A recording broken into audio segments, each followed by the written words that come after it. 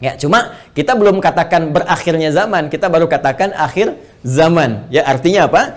Kita berada di penghujung kehidupan dunia, ya, dan akan dekat ke akhir kehidupannya, artinya selesai di dunia ini, karena dengan risalah selesai, maka tinggal umat menjalani sampai batas yang Allah tentukan. Ya, batas waktu yang telah Allah tetapkan. Kalau menunjuk kepada waktu spesifiknya, detiknya, menitnya, sampai jamnya, disebut dengan sa'ah namanya, as-sa'ah. Ya.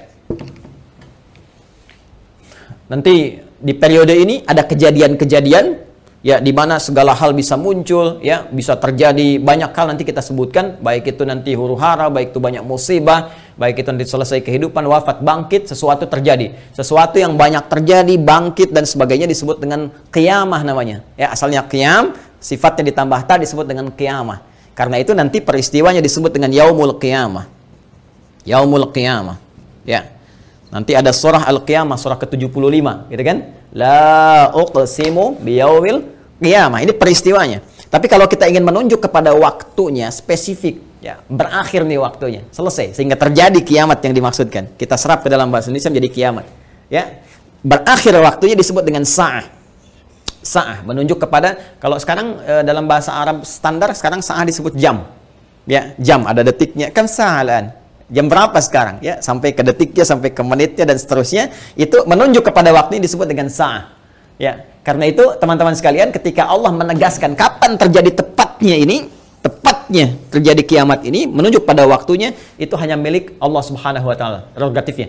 Ya, karena itu di Quran surah ke-31 Luqman, di ayat ke-34, ayat terakhir, hal pertama dari 5 hal yang menjadi hak prerogatif Allah, kalimatnya langsung menggunakan kata sa'ah. Innallaha 'indahu 'ilmus sa'ah. Ini. Kalimatnya menggunakan apa? Sa'ah. Ya, di hadis Muslim, nomor hadis yang ke-8, disebut dengan hadis Jibril, ya, alaihissalam, ketika beliau bertanya mengonfirmasi kepada Rasulullah, ya, Sayyidina Muhammad sallallahu alaihi wasallam, bertanya tentang kapan tepatnya terjadi kiamat. Maka kalimat terakhirnya ketika bertanya tentang iman, Islam, ihsan, mata sa'ah. Mata sa'ah, kapan tepatnya terjadi kiamat? Nabi menjawab, mal mas'ulu anha bi'alama minas sa'il. Kenapa penting saya sebutkan ini? Nah, ada langsung firman Allah dalam Al-Quran, pembukaan satu surah, di surah ke-54, Al-Qamar. Ya, Al-Qamar. Dalam pandangan Allah, Allah menyebutkan bahwa ketika Rasulullah diutus sebagai Rasul di akhir zaman, artinya zaman ini terakhir dalam kehidupan, nggak ada nanti umat yang baru lagi, nggak ada Rasul diutus lagi dan sebagainya. Itu sudah Allah mendeklarasikan satu pembuka kalimat dalam firman yang sangat singkat tapi tajam sekali. Iqtarabatis sa'ah. Iqtarabatis sa'atu wansyaqqal qamar. Quran surah ke-54 ayat yang pertama. Jadi Allah sudah menyampaikan sejak Nabi SAW diutus kurang lebih 15 abad yang lalu, kan? Allah menyampaikan iqtarabatis sa'ah. Ya, masa itu sudah dekat. Ya, jadi sejak diutusnya Nabi, Allah sudah mendeklarasikan, sudah menyampaikan, ya, menginformasikan pada seluruh hambanya bahwa ini kejadian ini sudah dekat. Ya, dengan diutusnya Rasulullah, bahwa zamannya akan berakhir. Cuma dekatnya dalam konteks firman Allah dengan pandangan kita tentu sangat berbeda. Ya, karena dimensinya tidak serupa, sifat-sifatnya jauh berbeda, kan? Maka demikian pula memahami firman Allah tidak menggunakan pendekatan akal manusia. Jangan kita katakan dekat dengan ukuran kita, tidak. Lihat ukuran Allah. Ya, di mana ukuran Allah? Lihat surah Al-Ma'arij misalnya, ayat yang ke-6. Innahum yarawnahu ba'ida wa narahu qariba. Ya, mereka melihatnya masih panjang, kami melihatnya dekat. Kenapa? Karena ukuran waktu di sisi Allah, ya, itu sudah nggak pakai ukuran standar manusia lagi. Beda dimensinya. Ya, kita keluar dari wilayah kita di Indonesia dengan Malaysia sudah beda 1 jam. Ya, kita bisa ke Amerika, ke Kanada, itu sudah beda terbalik. Bisa di sini siang, sana malam. Ya, baik. Jadi apalagi kita ukur dengan konteks kehidupan akhirat. Ya, ya, ketika Allah berfirman dengan kita di sini, ya, antara kehidupan di luar bumi, di langit saja misalnya, itu yang sudah tidak ada gravitasi lagi, sudah gravitasi 0, itu perbedaan waktunya sudah berbeda jauh. Makanya ketika Al-Quran menginformasikan fi yaumin kana miqdaruhu alf sanatin mimma ta'udun, ya, ada 1 tahun bisa beda 1000 tahun. Dalam konteks orang dihukum di neraka bisa seharinya serasa 50.000 tahun, sehari bisa 1000 tahun. Artinya kalau Allah katakan misalnya 7 hari, berarti masih 7.000 tahun, ya. Ya, 2 hari berarti masih 2000 tahun dalam konteks terkecilnya, dalam pandangan kita. Tapi kita tidak tahu kapan itu terjadi. Secara singkat, Allah sudah mengatakan bahwa sejak Rasulullah SAW diutus, ini keadaan sudah akhir zaman. Ya kan? Satu. Dan sudah mendekat kepada kiamat. Cuma dekatnya itu kapan waktunya, kita tidak tahu. Dalam pandangan Allah dekat, dalam pandangan kita ngitung dari masa Nabi ke sini masih 15 abad, belum kiamat juga, ya kan? Sekarang belum kiamat juga, makanya jangan tanya tentang waktunya. Ya, yang ditanya persiapan kita apa? Ya, kalau Anda bertanya tentang waktu pada sesuatu yang sudah diatur, kaidah mengatakan sesuatu yang sudah diatur, jangan banyak ditanya lagi. Nanti menjadi semakin tidak teratur keadaan Andanya. Ya, matahari terbit dari timur, tenggelam di darat, masih Anda tanya kenapa terbit dari timur? Itu kurang kerjaan. Kurang kerjaan. Ya, kenapa malam gelap? Ya, itu kurang kerjaan. Jelas ya? Kenapa? Karena sudah kita mengerti, itu ma'lumun bid-darurah, sudah dipahami, sudah dimengerti. Naluri kita sudah bisa membaca, akal kita sudah mengetahuinya, ditanamkan dalam diri kita. Karena itu, sesuatu yang sudah Allah atur, jangan ikut-ikut mengatur lagi. Ya, Nabi pernah ditanya tentang kiamat, Nabi tanya, bagaimana persiapan kamu kalau terjadi besok? Jangan tanya waktunya. Karena Allah rahasiakan semua itu supaya memberikan getaran pada jiwa kita dan katalis pada diri kita untuk meresponnya dengan semangat beramal dan menyiapkannya. Itu poinnya. Baik, jadi kalau kita sudah pahami ini semua, bahwa kita hadir saat ini, aktivitas kita ada di penghujung zaman, artinya memang kita sudah berada di akhir zaman, tapi kita tidak tahu kapan zaman berakhir. Tapi kita bisa melihat tanda-tanda yang disampaikan Rasulullah SAW di setiap perubahan-perubahan yang terjadi di akhir zaman itu. Perubahan-perubahan inilah yang menjadikan kita mesti menghadapi tantangan-tantangan yang dimaksudkan. Karena setiap era perubahan tadi itu ada tantangannya tersendiri, tahadiyatnya sesuai dengan karakteristik umatnya. Nah, pertanyaannya, apa yang diinformasikan oleh Rasulullah di zaman beliau berupa tantangan-tantangan, sampai perubahan-perubahan setelah masa-masa beliau kemudian wafat, bagaimana prediksi-prediksi yang disampaikan oleh para sahabat, ini yang coba kita uraikan. Dan di antara uraian itu, ada yang teman-teman sebut dengan petaka-petaka. Ada yang kita istilahkan dengan musibah-musibah. Seperti apa musibah yang digambarkan itu di setiap waktu-waktu yang berganti sepeninggal Nabi SAW, itu yang coba kita turunkan. Lalu kita akan mengaji bagaimana Nabi memberikan petunjuk kepada kita dengan izin Allah Subhanahu wa taala, saking sayangnya kepada kita, supaya setiap umat yang mengalami masa-masa itu lulus menghadapi ujiannya. Itulah rahman Allah Subhanahu wa taala. Itulah diantara sifat Rasulullah yang disebut dengan rahmatan lil alamin. Saking cintanya kepada seluruh pengikut beliau, umat beliau, maka beliau memohon kepada Allah diberikan petunjuk oleh Allah, begini, setiap era ini nanti akan ada begini. Nanti kamu akan hadapi begini. Begini cara menghadapinya, begini cara menjaganya. Kalau kita lakukan itu dengan baik, maka Allah akan menyelamatkan kita dari keadaan-keadaan yang dimaksudkan dan lulus kita ujian sampai kita menghadap kepada Allah Subhanahu wa taala. Kehidupan ini sebentar. Ya, sebentar. Jadi kalau kita terlampau banyak mainnya, sayang. Ya, pada akhirnya kan selesai. Karena itu patut kita menata diri dengan baik supaya maksimal kita bisa hadapi. Nah, mari kita turunkan. Kalau sudah paham ini, mohon maaf ya, saya izin hapus dulu. Bismillah. Saya berikan kesimpulan dulu sejenak.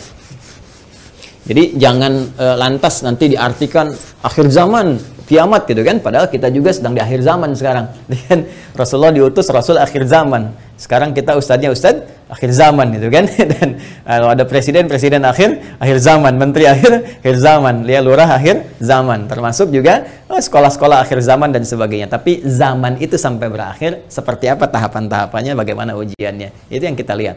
Ya. Di kesimpulan pertama, satu, tentang akhir zaman, sudah kita bahas. Ya, adalah satu era terakhir, ya, era terakhir dari umat manusia yang beraktivitas, ya kan, di bumi.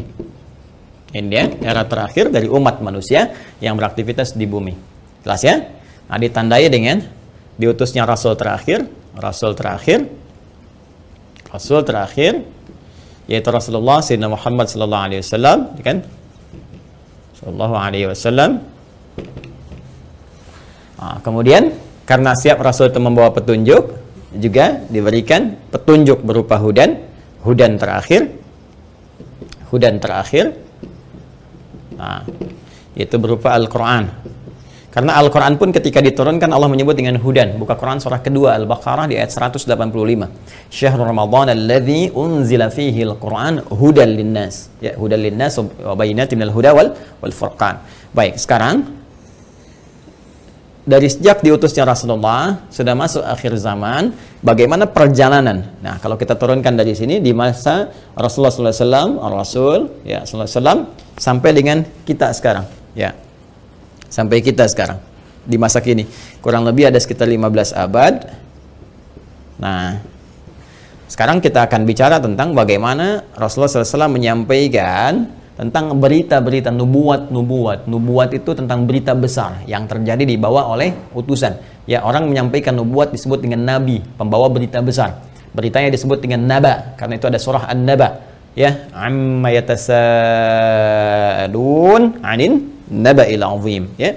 Nah, ini nanti ada nubuat-nubuat beliau yang disampaikan kepada para sahabatnya, terlacak sampai dengan ke kita tentang peristiwa-peristiwa yang terjadi di masa-masa sampai mendekat kepada waktunya berakhir, as-sa'ah, ya, as-sa'ah. Ya. Ini karena akhir di sini akhirnya selesai gitu, nggak bisa ditulis lagi, dan karena kita di sini ya dekat ya, tapi kan nggak tahu masanya kapan. Jadi kurang lebih ginilah ya, supaya agak ngeles sedikit bahwa papan tulisnya udah nggak cukup. Jadi gini ya, teman-teman sekalian, saya turunkan ke sini.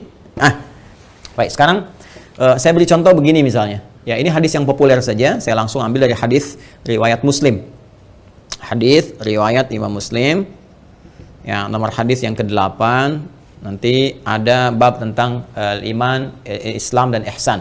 Ya, dikenal juga dengan hadis Jibril dan banyak dikutip oleh para ulama, termasuk juga Al-Imam An-Nawawi dalam Al-Arba'in. Dari 42 hadis beliau mengutip ini, teman-teman sekalian, di hadis yang kedua setelah innamal a'malu binniyat, masuk hadis ini. Ya, an Abi Hafs Umar bin Al-Khattab radhiyallahu taala anhu, qala bainama nahnu julusun 'inda Rasulillah sallallahu alaihi wasallam, ittala 'alaina rajulun shadidu bayadith thiyabi, shadidus sawadis sa'ari, la yura 'alaihi atharus safari. Nah, kemudian setelah itu dia datang kepada Nabi sallallahu alaihi wasallam, fajalasa ila Nabi sallallahu alaihi wasallam, fasnada rukbatayhi wa wada'a kaffayhi ala fakhidhihi, faqala ya Muhammadun akhbirni 'anil Islam, dijawab oleh Nabi, akhbirni 'anil iman, dijawab oleh Nabi, akhbirni 'anil ihsan, dijawab oleh Nabi, terakhir kemudian matas sa'ah.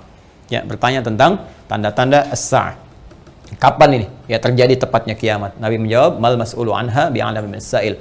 Ya, tidaklah yang ditanya lebih tahu daripada siapa yang bertanya. Ya, tidaklah yang ditanya lebih tahu daripada yang bertanya. Jadi yang ditanya Rasulullah SAW ini kan Jibril, dekat dengan Allah. Allah Subhanahu Wa Taala berikan wahyu lewat Jibril sampaikan kepada Rasulullah. Tentunya ya malaikat Jibril lebih tahu dibandingkan dengan saya. Ya, ini juga pertanda ada dua hal. Pertama, pertanda ujian yang disampaikan malaikat kepada Nabi Muhammad supaya tidak mengarang sesuatu di luar apa yang Allah wahyukan kepadanya. Dan ini membenarkan risalah Nabi Muhammad SAW. Yang kedua juga salah satu pertanda bagaimana ta'zimnya, ya, kagumnya malaikat Jibril pada Nabi Muhammad karena merasa Rasulullah lebih dekat dengan Allah Subhanahu Wa Taala. Bagaimana dipuji dalam Al-Quran, wa innaka la'ala khuluqin 'azim, dijamin surga sebelum wafatnya, inna a'tainakal kautsar. Ya, tentu ada pertanyaan dari malaikat, nih hamba luar biasa disayang Allah, dan hamba manusia yang sudah pada tingkat tersayang dari Allah itu melebihi malaikat. Karena itu ketika Adam alaihissalam ya diuji oleh Allah, diminta, ditanya ini apa, ya, Al-Baqarah di ayat yang ke-31 itu, wa 'allama Adam al-asma'a kullaha, dan seterusnya sampai ayat 33, maka malaikat kan diminta sujud hormat. Ayat 34-nya, wa idz qulna lil malaikati isjudu li Adam fasajadu, kan? Maka mereka diminta sujud hormat kepada Adam alaihissalam. Apalagi Nabi Muhammad sallallahu alaihi wasallam dengan segala puncak ketakwaan dan kedekatannya kepada Allah, maka mengkonfirmasi malaikat karena melihat bagaimana kedekatan Rasulullah dengan Allah Subhanahu Wa Taala. Tapi tetap Nabi dengan tawadhu mengatakan, mal mas'ulu anha bi'alam minas sa'il. Ya, kemudian bertanya an amaratiha, maka akhbirni, ya, an amaratiha, maka sampaikan kepadaku. Ya, informasikan maksudnya kepada malaikat Jibril ini supaya didengar oleh sahabat-sahabat yang lain dan disampaikan kemudian kepada generasi setelahnya sampai dengan ke kita. Ya, apa tanda-tandanya? Nah, ini tanda-tanda umum teman-teman sekalian yang mencakup kehidupan secara umum, baik itu dialami oleh ahli Quran ataupun bukan ahli Al-Quran. Jadi ada masa-masa kehidupan dari sejak zaman Rasulullah nanti terus yang akan mendekat kepada as-sa'ah, berakhirnya kehidupan. Apa diantaranya? Ini banyak hadisnya ya. Ini saya baru ambil salah satu, gitu kan? Salah satu. Maka dikatakan misalnya antali dalam turabbataha. Bagaimana seorang pembantu melahirkan tuannya. Ya, di sini para ulama ada yang memahami sesuatu dunia menjadi terbalik. Ya, suatu dunia menjadi terbalik. Kalau kita lihat tekstual kan nggak mungkin. Oh, pembantu kok lahiran tuan, kan? Nggak mungkin. Tapi ada yang mengartikan banyak hal. Ya, keadaan menjadi terbalik. Ya. misalnya mohon maaf ya, kan biasanya tuan yang mengatur pembantu, sekarang pembantu ngatur tuan. Ya, jadi nanti ditafsir dengan hadis-hadis lain, ketika yang benar disalahkan, yang salah dibenarkan. Kemudian pembantu melahirkan tuan, ada yang mengartikan dengan perzinahan, ya selingkuh antara pembantu dengan tuan, dengan majikannya dan sebagainya, atau majikan memanfaatkan tuan dan sebagainya. Ya, ada kalimat-kalimat seperti itu. Wa antaral khufata rawatal alata. Ya, kemudian Anda bisa melihat kata Nabi sallallahu alaihi wasallam bagaimana pada masa itu orang-orang Baduy yang ya dari jauh dari pedesaan tiba-tiba mendapatkan sesuatu yang luar biasa sampai ya tatawaluna fil bunyan, lomba mendirikan bangunan. Ya, ini ada yang memahami bahwa orang yang biasanya mengembala kambing, artinya orang-orang yang desa dari jauh, dari apa yang tidak terbiasa dengan hal-hal yang mewah, tiba-tiba sibuk dengan kemewahan-kemewahan. Ya, kemudian nanti ditafsir di hadis lain, orang-orang berlomba-lomba dalam urusan dunia, sampai orang-orang desa pun ada ikut-ikutan, ya, pengen terlibat dalam konteks dunia dan sebagainya, yang biasanya mereka hidup dalam keadaan-keadaan yang serba sederhana dan sebagainya. Jadi situasi-situasi ini situasi umum. Ya, nanti ada hadis terkait dengan banyak menyebar penyakit-penyakit yang menular, yang jarang ada obatnya dan sebagainya. Ini masih persoalan-persoalan umum yang dengan umum ini dialami oleh semua orang. Artinya mau ahli Quran, bukan ahli Quran, ya akan mengalami peristiwa ini. Ya, saat kebenaran mulai tertukar, saat macam-macam dan seterusnya lah. Ya, tapi alhamdulillah kita nanti masih